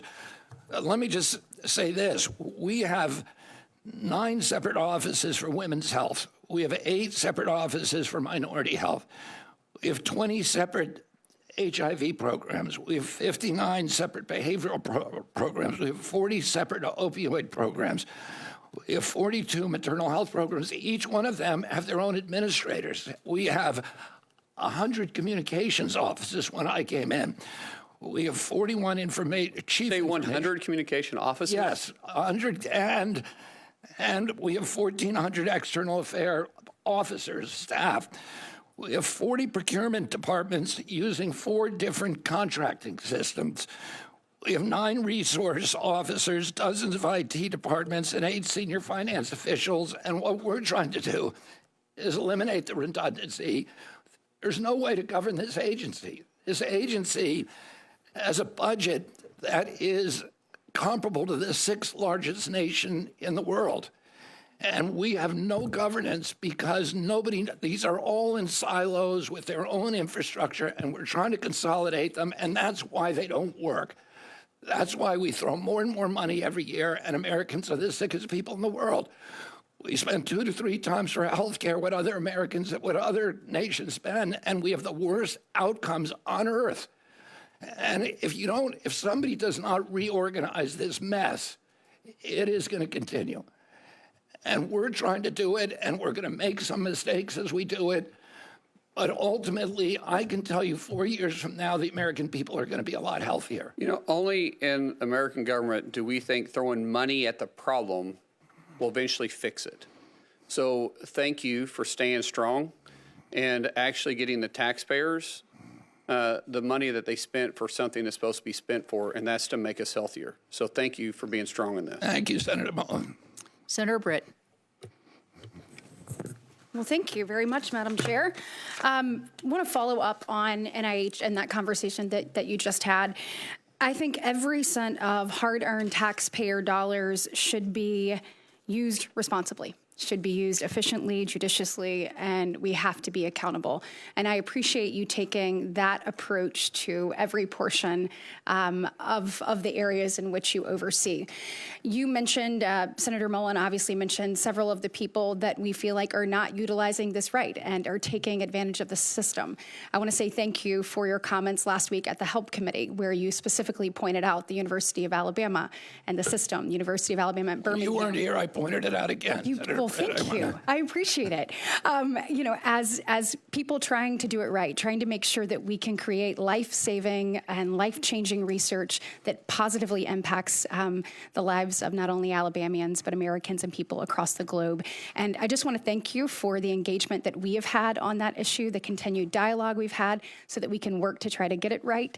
And so just wanted your commitment to continuing that conversation as we work to make sure that we use hard-earned taxpayer dollars wisely and efficiently, and we also make sure that we have life-saving and life-changing research that continues. Yes, Senator, and based upon some of our conversations and conversations that I've continued to have, expressing your concerns, particularly for the state schools that do not have endowments and that really need lab support and need gloves and test tubes and mass spectrometers and all of the things that you need to do to do first-class science. We want to be paying for that. Good. Thank you so much. And we figured out devices in which we can do that, but not through the indirect cost mechanism. Well, thank you so much. I look forward to continuing that conversation with you. I also want to thank you as a mom. So out of all of the different secretaries that we voted on and confirmed, I think my friends were most excited about you because they thought for once they had someone that was willing to take on, whether it's big companies or big tech in the name of health for their children. When it comes to social media, that's something as a mom of a 15 and a 16-year-old that I get to see the effects of firsthand, not just in my own home, but with my friends and things that are happening in the community. I wanted to talk with you a little bit about that. We've seen the rate of depression amongst young people more than double. We've seen 1 in 3 high school young women actually consider death by suicide. If you look at those same numbers, 25% of those actually made a plan to take her own life. And then you had 13% of high school young women actually attempt death by suicide. We saw the Surgeon General come out and say there needs to be warning labels on social media. People need to know about the mental health challenges that can occur from use, persistency, and that. Just want your commitment that you, obviously, as you take on toxins in the air, things that are in the environment, things that are in our food, that we'll also look at the things that are in our children's hands and how we can do better to put up guardrails to allow them to continue to explore, but to do it in a safer manner. Yeah, absolutely. And I want to thank you for your support, Senator. I had a conversation with 2 of my grandchildren this weekend, and somebody used one of them used the word anxiety, a 5-year-old boy. And I was thinking that I didn't know what that word was probably until I was a teenager. I never heard anybody use it. But today it is part of the vernacular in young people. And why is this happening? Why are our kids anxious and fearful and depressed and suicidal? Our black children in this country, suicide is now the #1 cause of death. On the Indian reservations, it's now the #1 cause of death. And why are we having this epidemic of loneliness, of alienation? And some of it may be social media, and we're looking into that, and that's part of our portfolio. Yep. But a lot of it may be coming from our food, and we know that the food we now understand that food disrupts microbiome, and it causes these mood swings and anxiety, and we need to look at those. Well, and I'd love an opportunity to work with you on that, and I know I am running out of time. We have people that are concerned about Head Start. The news has, taken a narrative that I believe is untrue. I know that you care about the most vulnerable children. I know you care about making sure that those children have access to educational opportunities and care. And could you just speak directly to those families and providers about what this administration's plan for supporting and sustaining Head Start in FY26 and how you're working to provide them with the stability that they need to serve those vulnerable children as well? I'm very grateful to Russell Vought. I told him how important Head Start was to me. My uncle, Sarge Shriver, started the program. There's 800,000 of the poorest kids in this country who are served by that program. It not only teaches the kids, preschool skills, reading, writing, and arithmetic before they get to prepare them for schools, but it also teaches the parents, and it teaches them how to be good parents. And we see that the children who are exposed to those programs have less contact with law enforcement later in life. They're more likely to graduate from high school and college. They're more likely to hold down jobs. There's a lot of problems with Head Start. We've kept it fully funded, and I'm very grateful to Russell Vought for that and to the president. But there's things we need to correct. One is the food that they're serving at Head Start is terrible. We need to change that. We're poisoning kids, from the poorest kids, from their youngest years, and we're going to change that. And then there's other issues, too, that need to be corrected, but we're going to have a better and brighter Head Start by the end of this administration. Well, I look forward to working with you on that, so many other issues, and also the wage index issue that is really hurting Alabama and our rural communities and hospitals. So look forward to continuing our good work together. Thank you, Senator. Senator Rounds. Thank you, Madam Chair. Mr. Secretary, welcome. Hey, Senator Rounds. Long day already. let me go through a couple of items that, if I could, please, and I know you've heard a number of questions in terms of where things are going. Let me share with you one that I think we may need some help from you specifically on. President Trump issued an executive order to boost the American mineral production. He did that on March 20th. The National Institute for Occupational Safety and Health, or NIOSH, mining program supports this goal by funding research at the nation's 14 accredited mining schools, including the South Dakota School of Mines and Technology in Rapid City. This includes support for critical work in metallurgy and mineral processing, fields where the Black Hills region has been a national leader. However, my office has learned that staff at NIOSH's Spokane Mining Research Division have been laid off. This office focuses on the unique challenges of Western mining, operations that are often more geologically complex and exposed to harsher conditions. This division provides critical technical support for institutions like the South Dakota School of Mines and Technology, which recently received a $1.25 million grant to improve underground mining safety. However, the grant has now been canceled due to loss of oversight from the Spokane office. This is not just a missed opportunity. It undermines our ability to meet national security goals tied to mineral independence and supply chain resilience. Mr. Secretary, given the President's directive to increase American mineral production and the clear role that NIOSH plays in supporting research at accredited mining schools, can you help with regard to why, or can you explain, or are you aware that the Spokane Mining and Research Division basically has been shuttered? And how does this work in terms of how do we get that research done, particularly with Western mining? And this is one in which clearly the President wants us to focus with creating a supply chain within the United States. Senator, I was able to bring back 328 NIOSH workers, mainly for soft mining, soft rock mining, coal mining in Cleveland and Morgantown. And to reinstate some of those other jobs, I will work with you. I've spent a lot of time, as you know, in your state. I've been many friends who are working at the mine up in Deadwood and Leeds, South Dakota. I've been myself to the bottom of that mine many times. I understand the health concerns and how brave you have to be to undertake that kind of work. We need to protect our miners. We need to protect them because they are the future of our country. You would work with us to find I want to work with you on that, and I hope you'll contact my office. Absolutely, Mr. Secretary. Be happy to, and just wanted to bring it up because this is one that we need to get fixed. So I appreciate your looking into it. Also, since 1995, NIH has invested nearly $1 trillion into U.S. biomedical research. In 2021, the Biden administration updated NIH's data management and sharing policy to promote greater transparency and accessibility, yet much of the research data remains siloed, inaccessible, or trapped in outdated formats, making it difficult and costly for innovators to use. This limits the impact of taxpayer-funded discoveries. To address this, I've sponsored the GUIDE Act with Senator Heinrich to modernize federal data systems, making sure that they are AI-ready and accessible for responsible innovation. Secretary Kennedy, what are the main barriers, technical or institutional, preventing NIH from creating clean, modern, accessible data sets that drive discovery and innovation? One of the most exciting things that I'm most excited about in running this agency is the opportunity, the unique opportunity we have now to update those computer systems to crush down those silos, which we are doing. And a lot of that is just bureaucratic inertia.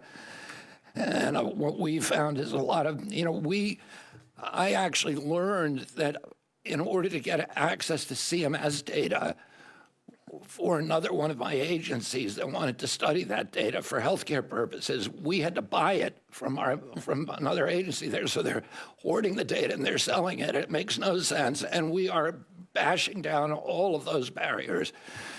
And we're going to digitalize our data. We're going to depersonalize it. We're going to put it on AI, and we're going to make it public through data sharing agreements that allow people all over the country to access it and take advantage of it. Let me throw you one. And I look forward to that legislation because I want to say this. We have been able to recruit the top minds in Silicon Valley to come into the agency, people who've walked away from billion-dollar corporations, not because they want prestige or they want position. They are there because they want to transform the agency by making it AI friendly. I spent yesterday all day talking with the innovators from private industry about how to get them that kind of data. So it's a huge priority for me, and I look forward to working with you on it. Mr. Secretary, thank you. And my time has expired, but with permission of the chair, I need to offer one softball question for you.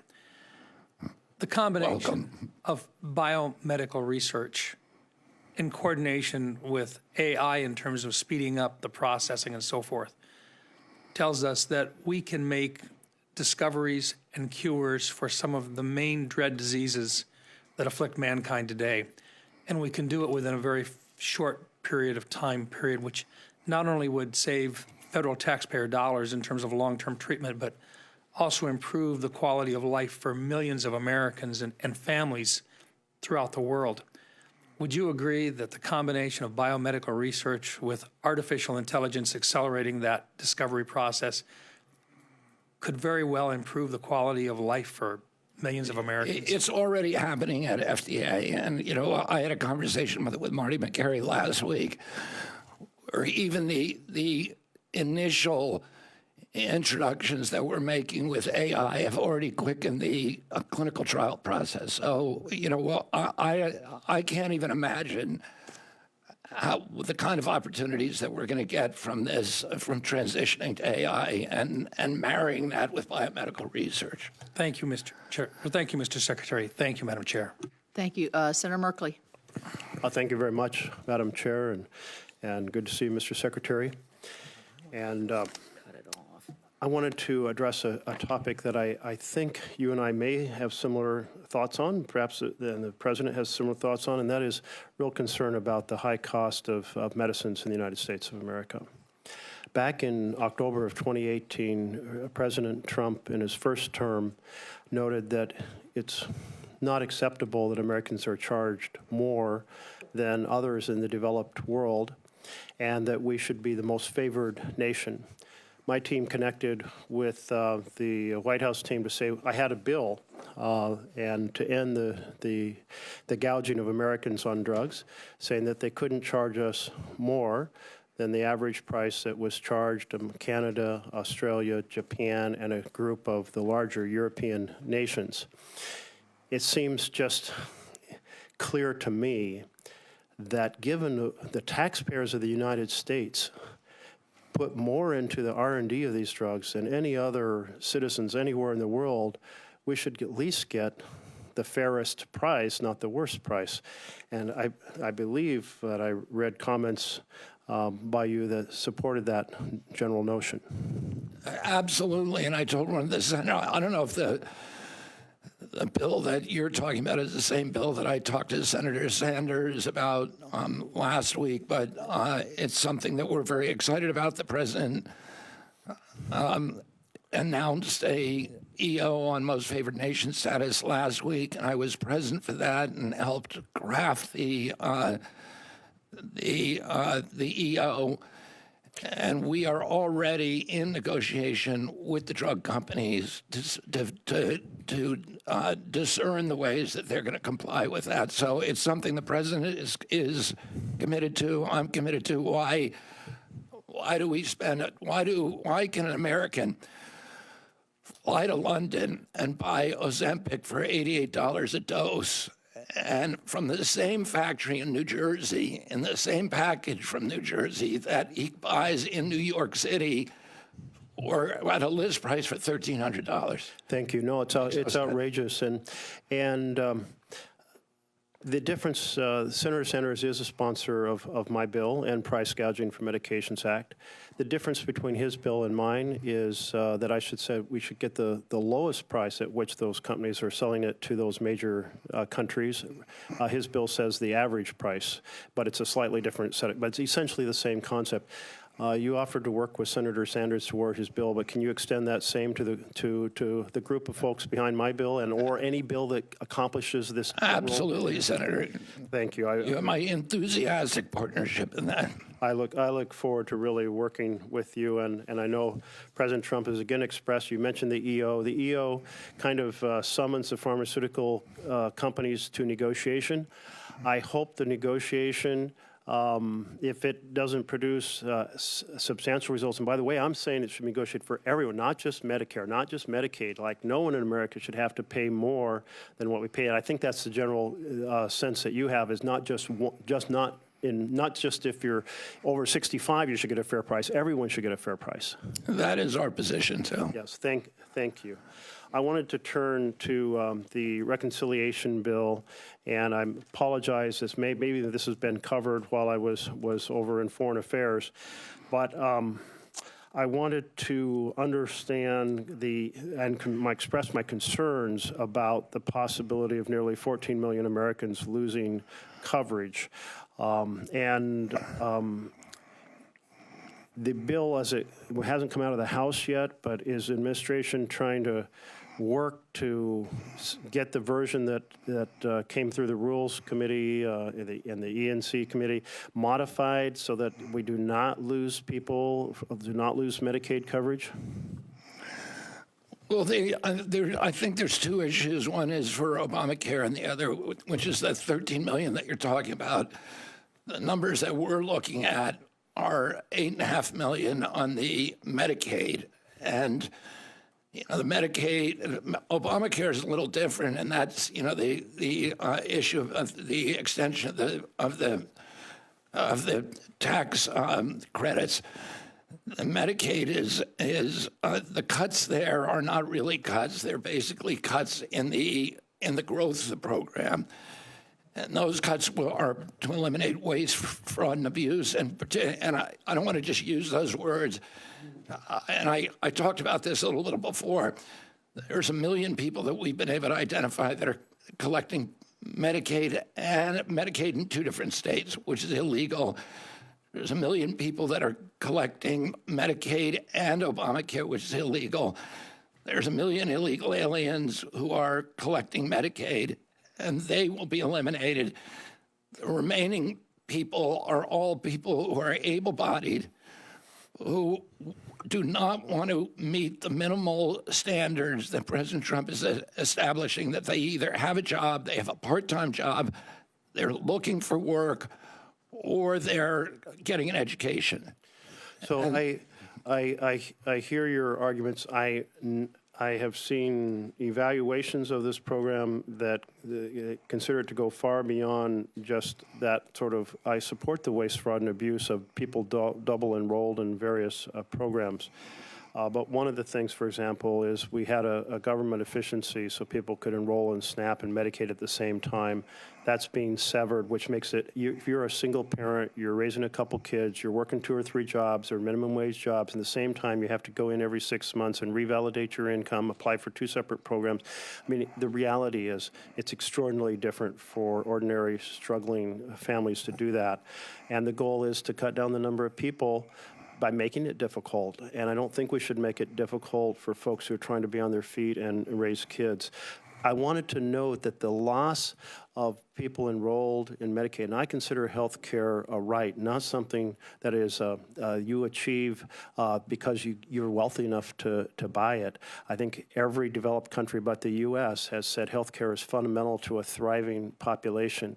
So they strive to make sure everyone can have access rather than trying to create obstacles to access. So I'm concerned about this obstacles to access approach. But where I'm really hearing from are our rural health care clinics and our hospitals, because they are on the edge right now, and they are shutting down birthing centers. They did so in Baker.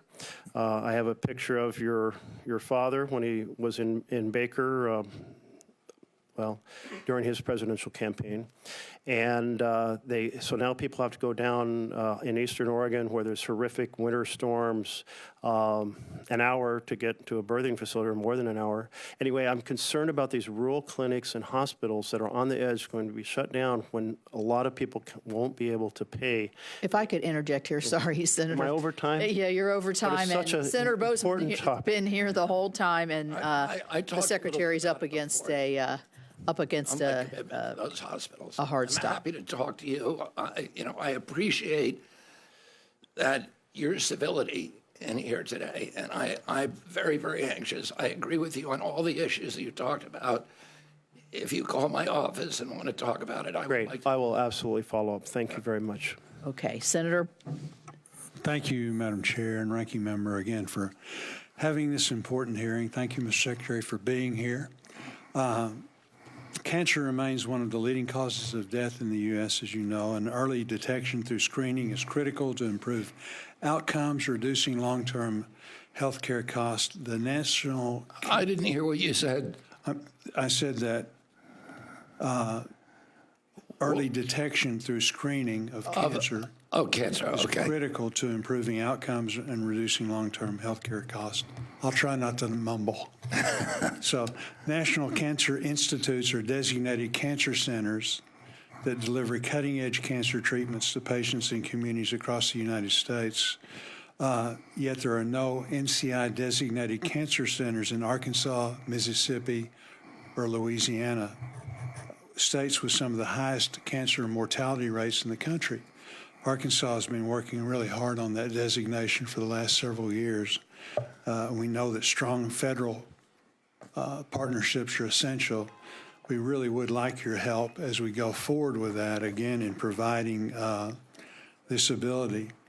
How can we help HHS prioritize investment in prevention, screening, and infrastructure, particularly in rural regions, to improve cancer outcomes? You know, you talked earlier about what can we do to, really get a handle on, certainly nutrition is important, but again, besides that, as we go forward. We need cancer treatment, and I'm aware of the application by the University of Arkansas to get an NCI designation, and I'm very anxious to help you with that. Good. Thank you very much.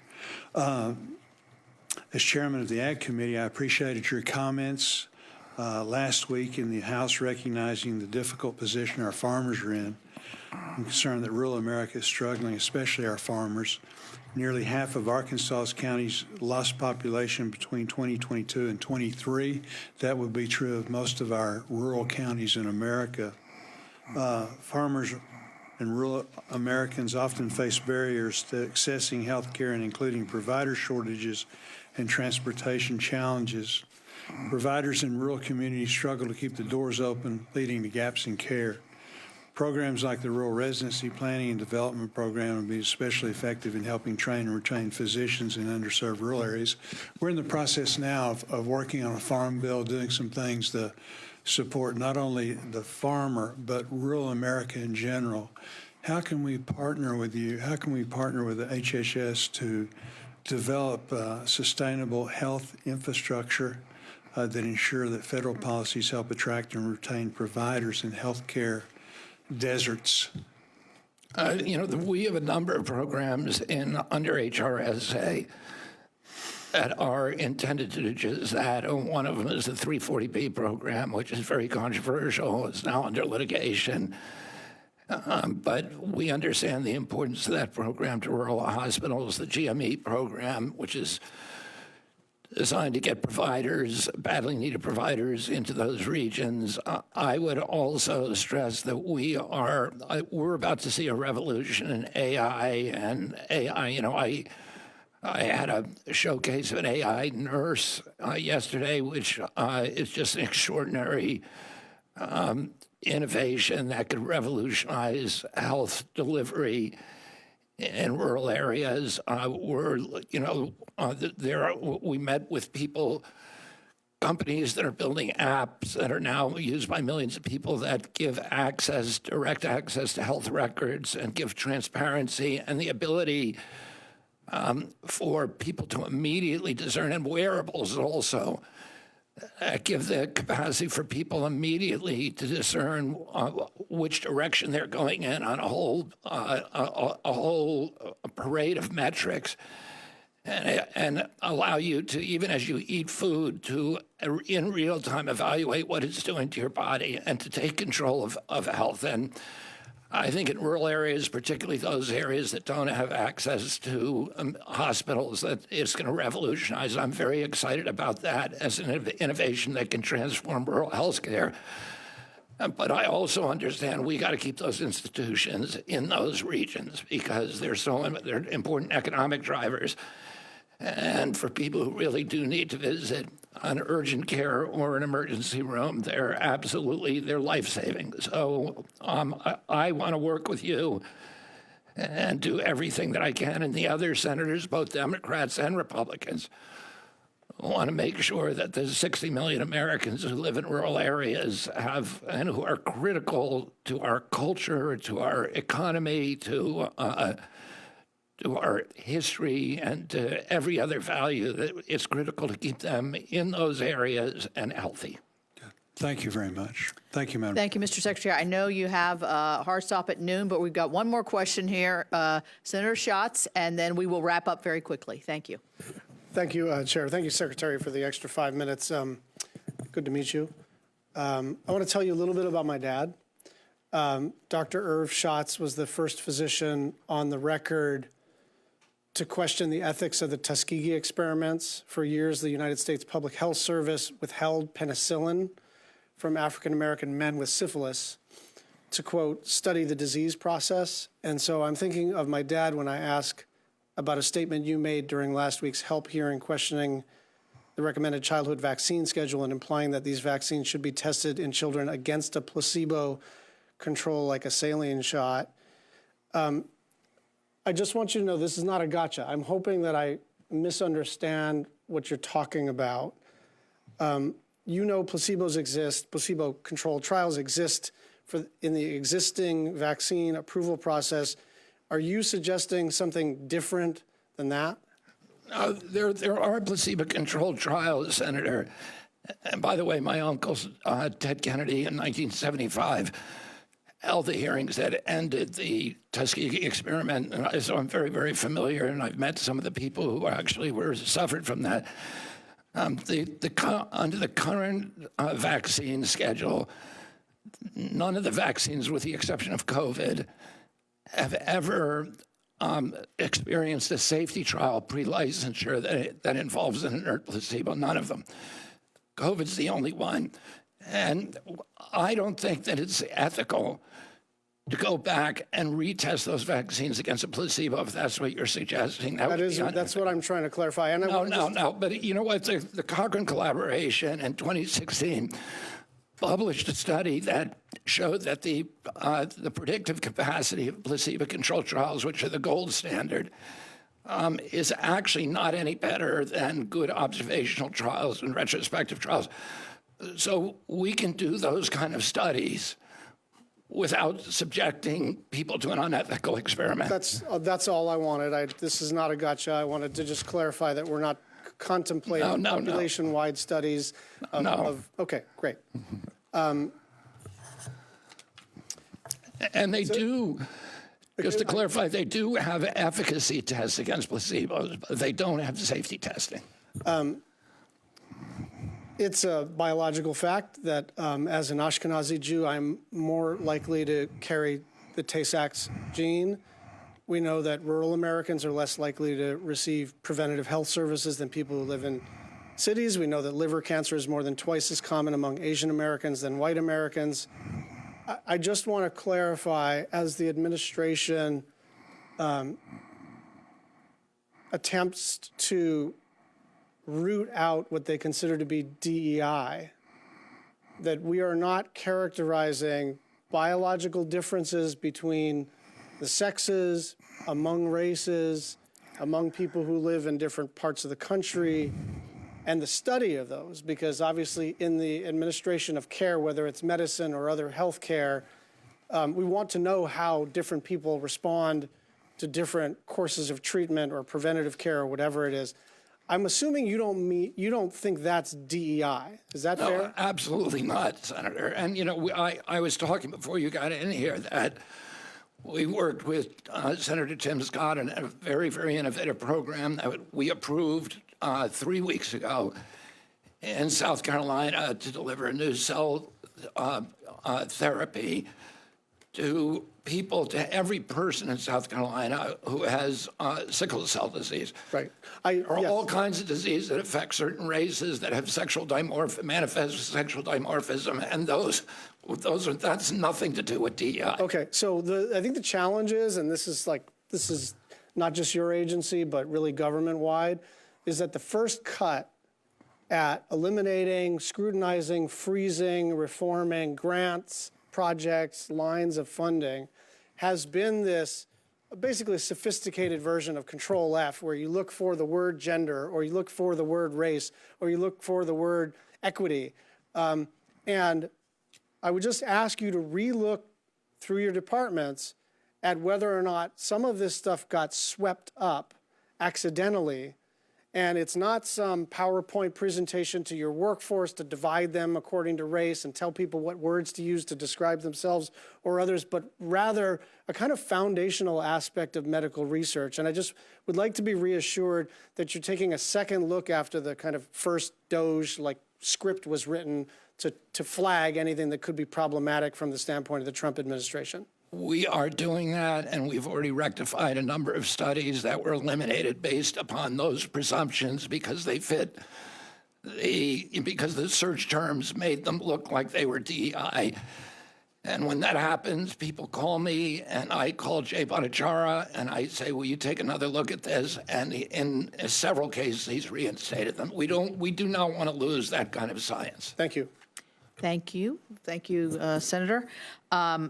Senator Baldwin's going to make a quick statement, and then I'll wrap it up. Yeah, Secretary Kennedy, I do want to make sure that we correct the record on the lead program that we've been discussing back and forth last week in this. There are no staff on the ground deployed to Milwaukee to address the lead exposure of children in schools, and there are no staff left in that office at CDC because they have all been fired. I look forward to working with you to reestablish that. It sounds like you have a commitment to that, but we need staff in order to make it function. I do have some further questions for the record, and understand that we will have an ability to submit those. Yeah. So this ends our hearing today. I really thank you and my fellow committee members. You had full attendance today, so you're a popular guy, but a very thoughtful conversation, and thank you to Secretary Kennedy. For any senators who wish to ask additional questions for the record will be due 1 week after the full budget request is released. The hearing record will also remain open until then. For members who wish to submit additional materials for the record, the subcommittee will stand in recess, and thank you. Thank you, Chairwoman Capito. And thank you, Senator Baldwin.